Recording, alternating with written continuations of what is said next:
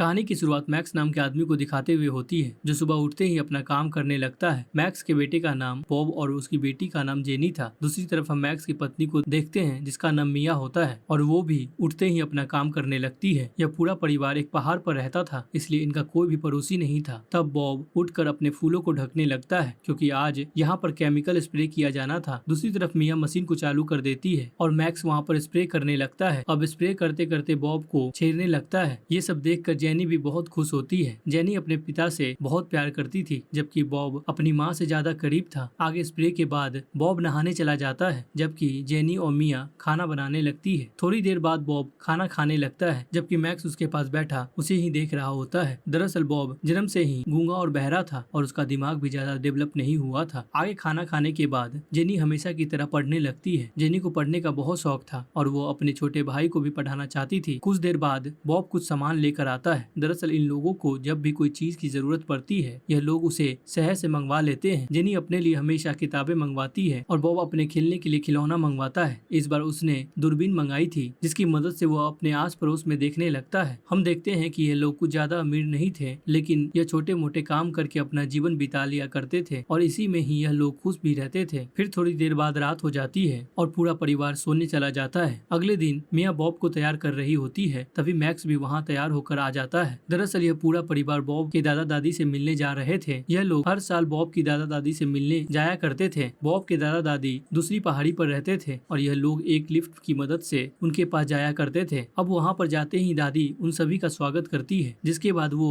उन सबको खाना खिलाने लगती है। आगे वह जेनी से उसके बारे में पूछती है। हम देखते हैं कि वो बात तो जेनी से कर रही थी, लेकिन उसका पूरा ध्यान अपने पोते पर था। वही बॉब चुपचाप कोने में बैठा हुआ था। उसकी दिमाग की स्थिति ठीक नहीं थी, इसलिए वो कभी कभी ऐसे ही चुपचाप बैठ जाया करता था। इसी वजह से उसकी दादी को बहुत चिंता हुआ करती थी। वो जेनी से कहती है कि तुम्हारे पिताजी ने बॉब का इलाज करवाने के लिए बहुत कोशिश की, लेकिन कोई भी डॉक्टर उसे ठीक नहीं कर पाया। वही बॉब को चुपचाप बैठा देख दादाजी उसके पास आते हैं और उसके साथ खेलने की कोशिश करते हैं। तभी उनकी कोशिश सफल हो जाती है और बॉब अपने दादा का गिलास लेकर उसके साथ खेलने लग जाता है। फिर रात में हम देखते हैं कि बॉब जेनी के साथ सोना चाहता था, लेकिन जेनी उसे दूसरे बिस्तर पर सोने के लिए कहती है। दरअसल बॉब को यहाँ पर बहुत डर लग रहा था, इसलिए वो जेनी के साथ सोना चाहता था। फिर अगले दिन मैक्स का पूरा परिवार अपने घर वापस आ जाता है। घर आते ही जेनी जूते साफ करने लगती है, जबकि बॉब एक पाइप की मदद से आसपास देख रहा था। इसी बीच जैसे ही उसकी नजर जेनी पर पड़ती है, तो वो उसको देखकर एक्साइटेड होने लगता है। हालांकि जेनी उसकी बड़ी बहन थी, लेकिन आज बॉब को उसे देखकर कुछ कुछ महसूस होने लगा था। फिर रात को बॉब मैक्स के साथ खेलता है और वही दूसरी तरफ मिया जेनी के बाल बना रही थी। आगे बॉब जेनी की गोद में सर रखकर लेट जाता है और कुछ देर बाद वहीं पर सो जाता है। अगली सुबह मैक्स एक मशीन से घास काट रहा था। वही पूरा परिवार भी अपने काम पर लग गया था। अब काफी देर घास काटने के बाद मैक्स आराम करने लगता है और उसकी जगह अब बॉब घास काट ही रहा था कि इसी बीच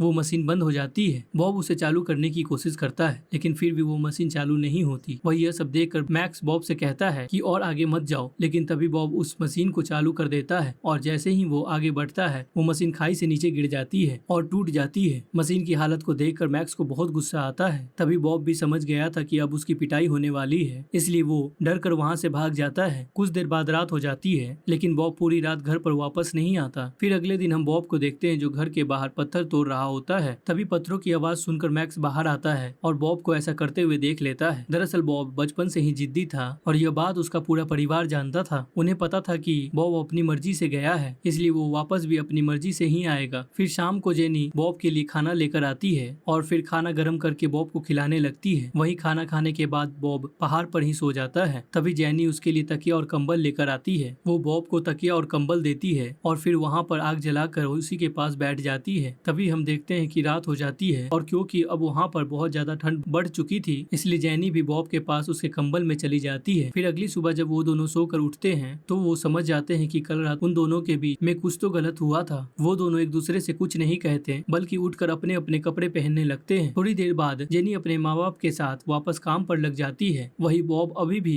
घर पर नहीं गया था और वो अपना पूरा दिन उसी पहाड़ी पर बिताता है। फिर रात हो जाती है, जेनी वापस उसके पास आती है, जिसके बाद वो दोनों फिर से वही सब करने लगते हैं जो उन्होंने कल रात किया था। फिर अगली सुबह वहाँ पर बारिश होने लगती है। बॉब अभी भी पहाड़ पर था और तभी उसकी नजर किसी इंसान पर पड़ती है। बॉब को लगता है कि शायद जेनी उसके पास आई है, इसलिए वो दौड़कर उसके पास जाने लगता है। और वहाँ पर जेनी नहीं बल्कि उसका बाप मैक्स था। दरअसल मैक्स उसे वापस घर ले जाने आया था। अब मैक्स का प्यार देखकर बॉब उसे गले लगा लेता है, जिसके बाद वो दोनों वापस घर आ जाते हैं। लेकिन घर आते ही बॉब फिर से शैतानी करने लगता है, पर उसकी यह शरारतें देखकर उसकी माँ बहुत खुश हो जाती है। वही जेनी घर पर किताबें पढ़ रही थी और इसी बीच बॉब उसके पास आता है, लेकिन जेनी उसे इग्नोर कर देती है, जिससे बॉब को गुस्सा आता है और वो अपना बिस्तर तोड़ने लगता है। दरअसल बॉब कई दिनों बाद घर वापस आया था और इसी बात को लेकर जेनी उससे बहुत गुस्सा थी। अब यहाँ से कहानी कुछ साल आगे शिफ्ट होती है। यहाँ पर हम मैक्स और बॉब को देखते हैं जो फिर से काम करने लगे थे। आगे दिन भर काम करने के बाद जब पूरा परिवार साथ में बैठा था, तभी उनकी नजर जेनी पे पड़ती है, जो कि उदास बैठी हुई थी। बॉब अपने दादाजी के गिलास से खेल रहा था, जबकि मैक्स घर का हिसाब किताब कर रहा था, पर जेनी वहाँ पर किसी से भी बात नहीं कर रही थी। आगे जब घर वाले उससे पूछते हैं कि तुम उदास क्यों बैठी हो, तो वो थकावट का बहाना बनाकर सोने चली जाती है। फिर अगली सुबह जेनी जब मिया के साथ काम कर रही थी, जबकि बॉब मैक्स के साथ काम कर रहा था। बॉब ने आज नए कपड़े पहने थे, इसलिए वो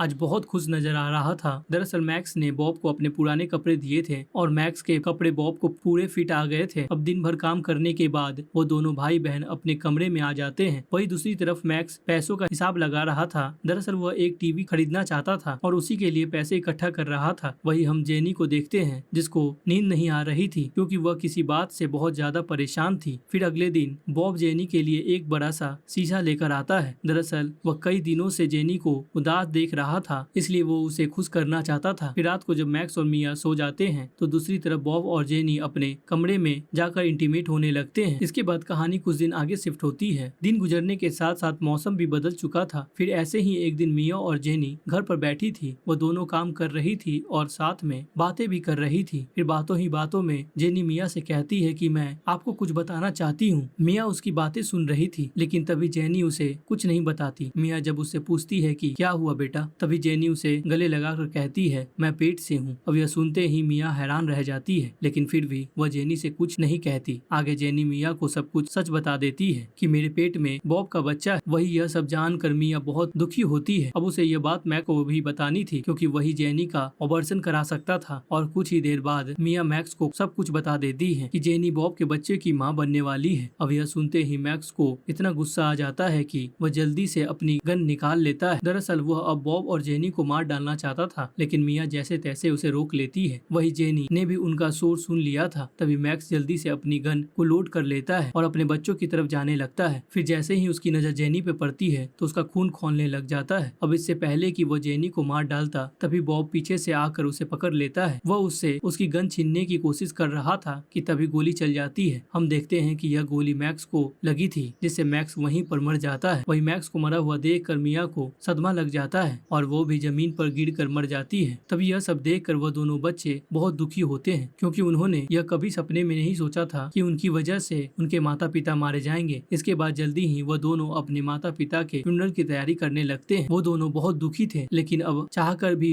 वो दोनों कुछ नहीं कर सकते थे। सुबह होते ही बॉब अपने घर के बाहर एक कब्र बनाने लगता है, जिसको बनाने के बाद वो दोनों भाई बहन कुछ रिचुअल करते हैं, जिसके बाद वह अपने माता पिता को उस कब्र में दफना देते हैं। फिर कहानी के अंत में हम देखते हैं कि वह दोनों बच्चे अब पति पत्नी की तरह एक साथ रहने लगते हैं और साथ मिलकर इस घर को संभालने लगते हैं। यह मूवी पसंद आई हो तो लाइक और शेयर जरूर करना और साथ में हमारे चैनल कहानी फिल्मी को सब्सक्राइब करके जाना। तो चलिए मिलते हैं अगली वीडियो में। Thanks for watching.